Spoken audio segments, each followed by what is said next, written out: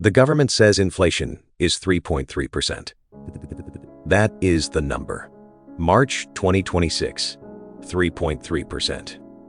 And if you just read that headline and moved on with your day, you'd think, okay, things are a little hot but manageable. We're not in crisis mode.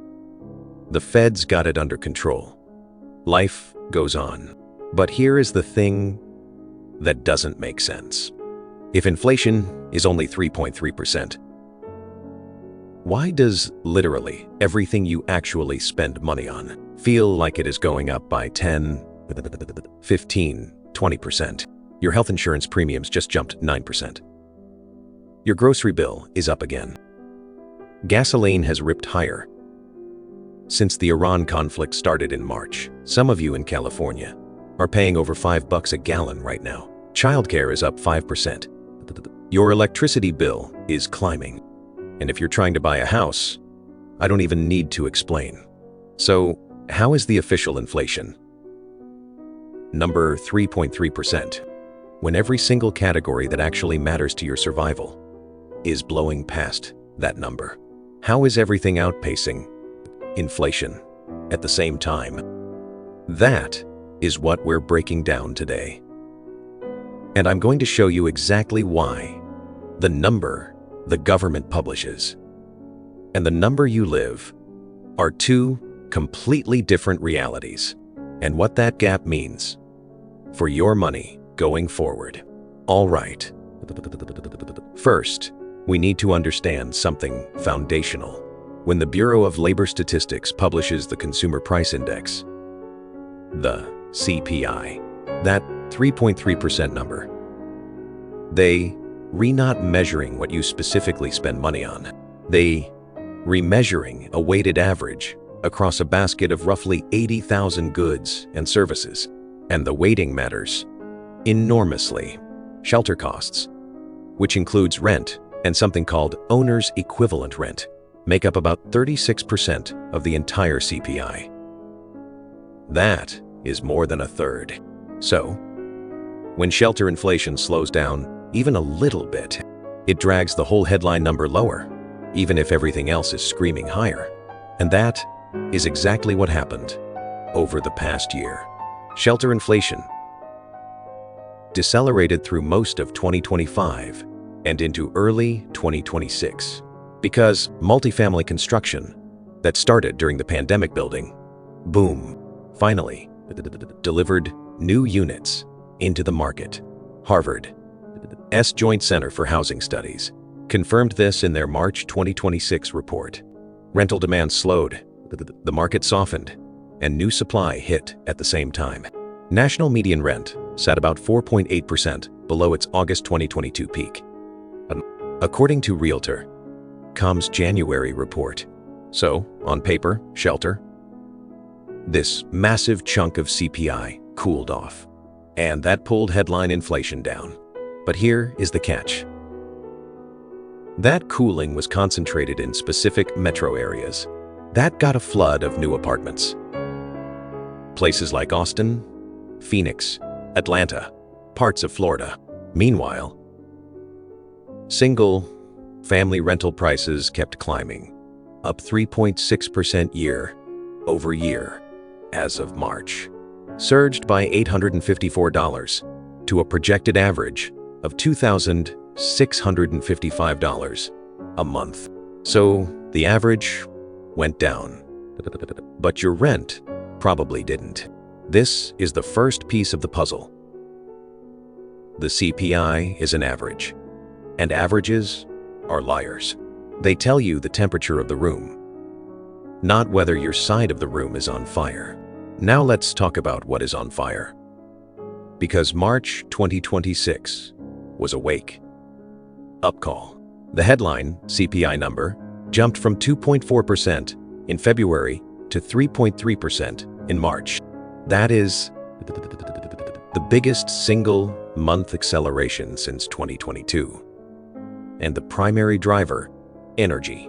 The energy index surged 10.9% year-over-year, led by a 21.2% spike in gasoline prices.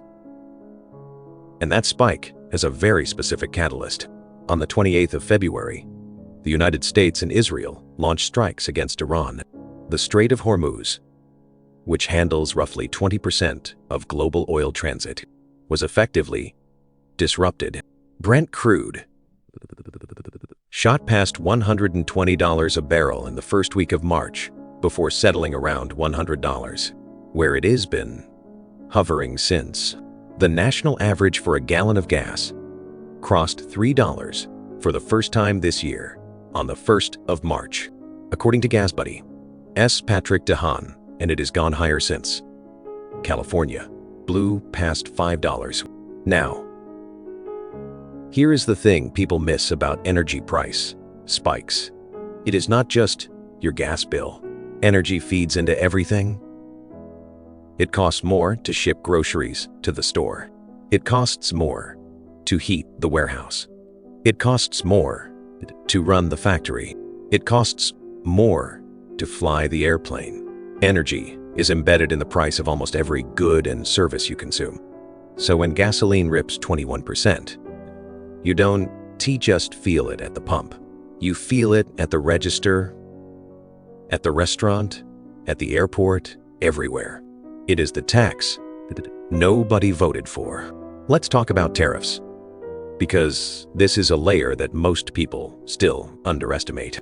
Since April 2025, the US has maintained a baseline 10% tariff on almost all imports.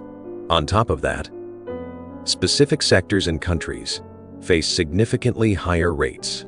The Yale Budget Lab has been tracking this meticulously.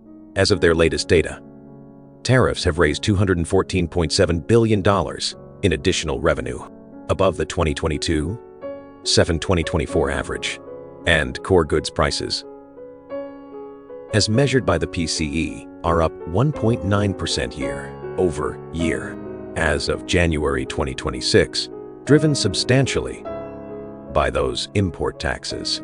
An Inc. magazine report from February cited research showing that Trump's tariffs cost the average American household about $1,000 in 2025, and that number is projected to climb to $1,300 per each household in 2026 if current policies stay in place.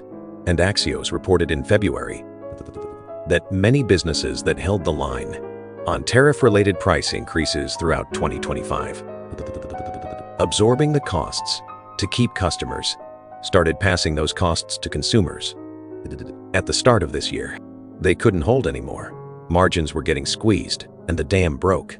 So you've got tariffs pushing up the cost of imported goods. You've got an energy shock from the Iran conflict, pushing up transportation and production costs. And you've got these two forces converging at exactly the same time. That is why March's CPI came in hot. And that is why everything in your daily life feels more expensive than a 3.3% number would suggest. But let's go category by category, because the details are even worse than the headline: healthcare. This is the one that should scare you the most, because it is the one you can't opt out of. PwC projects the medical cost trend for 2026 at 8.5% for the group market. WTBU projects healthcare costs in the US at 9.6%, and multiple sources are calling 2026 the year of the steepest healthcare cost increases in 15 years. Large employer health insurance premiums are averaging 9% increases. Small group plans, the ones that cover small businesses and their employees, are getting hit even harder. CNN reported in January that millions of Americans got what they called a nasty reminder of how costly health coverage has become. And Johns Hopkins published a piece in January titled "Navigating an Unaffordable Health Insurance Market." That is not some blogger. That is Johns Hopkins. Healthcare costs rising at 8 to 10% while official inflation reads 3.3%. Think about that gap. Groceries. The BLS data shows food price inflation at 2.68% from March 2025 to March 2026. Sounds manageable, right? But that is the aggregate.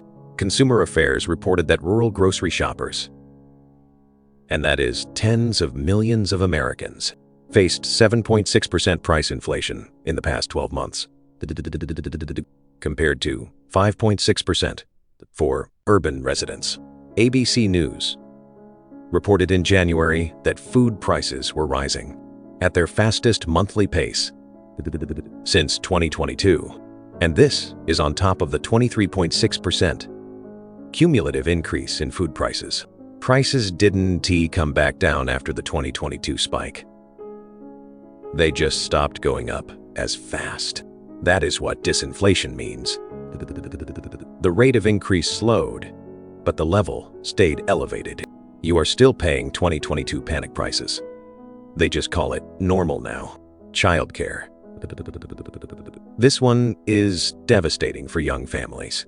Bank of America's Research Institute found that U.S. childcare costs 1.5 times faster than overall inflation, up 5.2% year-over-year as of late 2025. Nationally, childcare costs have surged 8% since June 2024, compared to 4% for overall inflation. The New York Times reported in March 2026 that 9 in 10 childcare providers surveyed said supply and food costs had risen over the past year. Investopedia noted that the price acceleration in daycare is literally pushing women out of the labor force. They can't afford to work because the cost of working exceeds the paycheck once childcare is factored in. That is not inflation on paper. That is structural economic damage. And that trend has continued. Natural gas prices are projected to be 60% higher in 2026 than they were in 2024, even before the Iran conflict started. According to Chatham House, the war just accelerated what was already building. Now, here is where I need you to understand something about how CPI actually works, because this is the part that explains the disconnect between the number and your life. The CPI uses something called owner's equivalent rent to measure housing costs for homeowners. It is not based on your mortgage payment. It is not based on your property taxes. It is not based on your homeowner's insurance, which, by the way, has been surging. It is based on a hypothetical question. What would your house rent for on the open market? That is it. They ask homeowners to estimate what their home would rent for, and that estimate gets plugged into about 26% of the entire CPI. Your insurance premium that doubled in Florida, none of that is directly captured.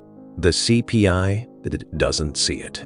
And because OER accounts for such a massive share of the index, this single methodological choice has an outsized impact on the final number. Bloomberg reported in September 2025 that the former U.S. Comptroller General went on record saying inflation is worse than the CPI shows. Bloomberg Tax documented that everyday costs drowning consumers aren't fully reflected in the CPI. Property taxes, homeowners insurance, various fees and surcharges. They either don't appear in the basket or are dramatically underweighted. None. The CPI isn't lying exactly. It is just answering a different question than the one you're asking. You're asking, how much more does my life cost? The CPI is answering, how much did a specific statistical basket of goods change? Those are not the same question. And that brings us to the next critical piece. Wages. On paper, wages have been outpacing inflation. CNBC reported in January that wage growth has exceeded CPI inflation over the past 2 years. Forbes noted in January that salary increase budgets would likely outpace official inflation in most countries. In 2026, USAFAX confirmed that from February 2025 to February 2026, nominal wages grew 1.7 percentage points faster than the CPI. Sounds like good news. But then March happened. The BLS Real Earnings Report for March 2026 showed that real average weekly earnings, that is, wages adjusted for inflation, decreased 0.9% in a single month. Because when inflation suddenly jumps from 2.4 to 3.3%, the number it was being measured against did. And here is the deeper problem. Even in months where wages technically beat CPI, that comparison is being made against a CPI that, as we just discussed, understates what you actually experience. If your real cost of living is inflating at 6 to 8% across housing, healthcare, childcare, groceries, and energy, and your wage grew 4%, you lost ground. It doesn't matter what the official number says. Your purchasing power shrank. The Cleveland Fed published data in February showing that cumulative real hourly wage gains have actually been declining since mid-2025. From Q2 to Q3 of 2025, real hourly wages fell by $0.04. That is small in isolation, but it is the direction that matters. The trend is turning against workers, and the March inflation spike is going to accelerate that. So who is winning in this environment? Because somebody always is. Corporate America. The S&P 500 is reporting its highest net profit margins in over 15 years, 13.1% in Q3 2025, and analysts project that climbing to 14.2% by the end of 2026. Wall Street bonuses hit an all-time record of $49.2 billion in 2025, up 9%. Goldman Sachs projected a 12% total return for the S&P 500 in 2026, so corporations are making record profits. Executive bonuses are at record highs. Stocks are expected to deliver double-digit returns. Meanwhile, real wages are declining.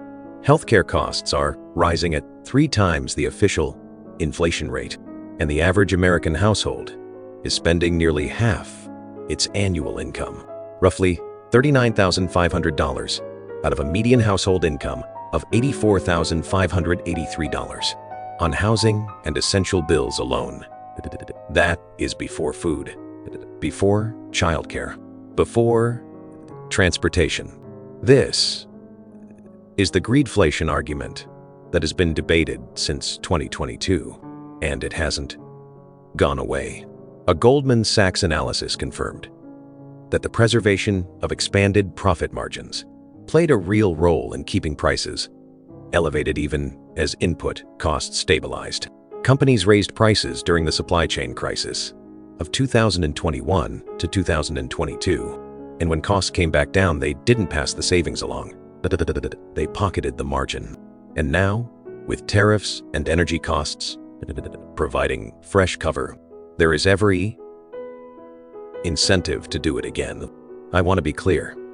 Not every price increase is greed. Supply chains are genuinely strained.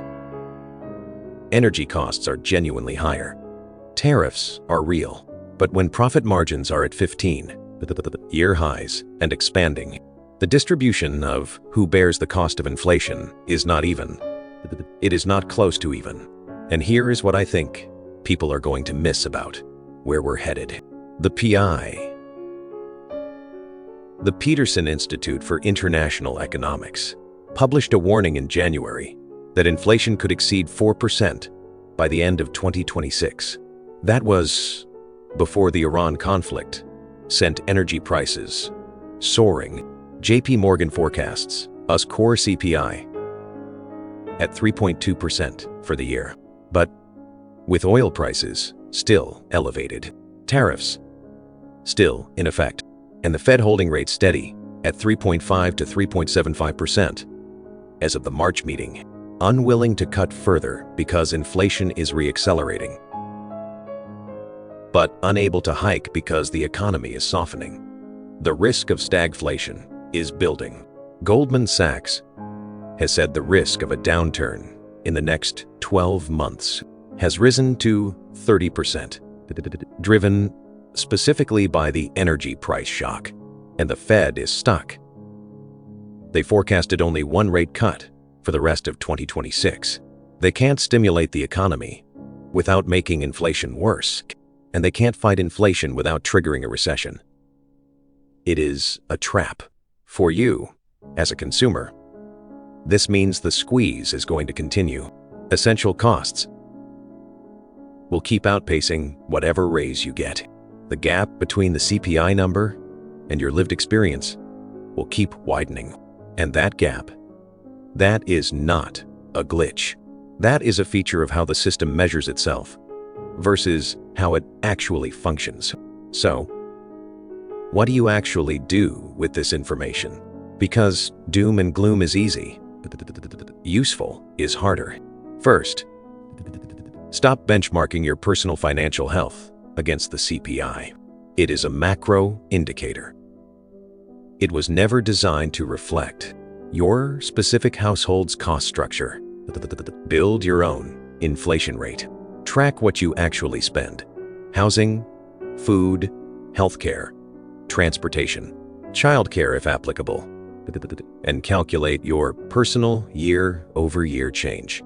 You will almost certainly find it is higher than 3.3%, and that is the number you should be planning around. Second, if your wage growth isn't matching your personal inflation rate, you need to close that gap somehow. That means negotiating harder, switching jobs, which is statistically still the fastest way to get a meaningful raise, or building income streams outside your paycheck. This isn't motivational fluff. This is math. If your costs are growing at 7% and your income is growing at 3%, you have a 4% annual hole that compounds every single year.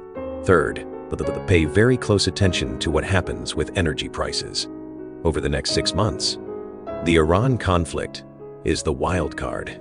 If it escalates further, if the Strait of Hormuz is disrupted more severely, oil could retest $120 or go higher, and that feeds directly into the price of everything. If it de-escalates, you'll see gasoline come back down, and some of the March CPI spike will reverse. This one variable has more influence on your daily life right now than almost any policy decision in Washington. And fourth, and this is the one nobody talks about, audit your fixed costs ruthlessly. Insurance. Have you shopped rates recently? Or are you paying the loyalty penalty? Subscriptions, memberships, recurring charges in an environment where real purchasing power is declining. Every dollar you're spending on autopilot is a dollar that could be working harder somewhere else. Here is the bottom line. Inflation at 3.3% is a statistical reality, but it is not your reality. Every major category that dominates your monthly budget, housing, healthcare, food, energy, childcare, insurance, is running well above that number. And the forces pushing those categories higher: tariffs, geopolitical conflict, corporate pricing power, structural underinvestment in housing and healthcare capacity. None of those are going away tomorrow. The gap between what the government says inflation is and what inflation actually feels like for ordinary people. That is it for today. If this breakdown helped you understand what is actually happening with your money, hit that subscribe button. I'll see you in the next one.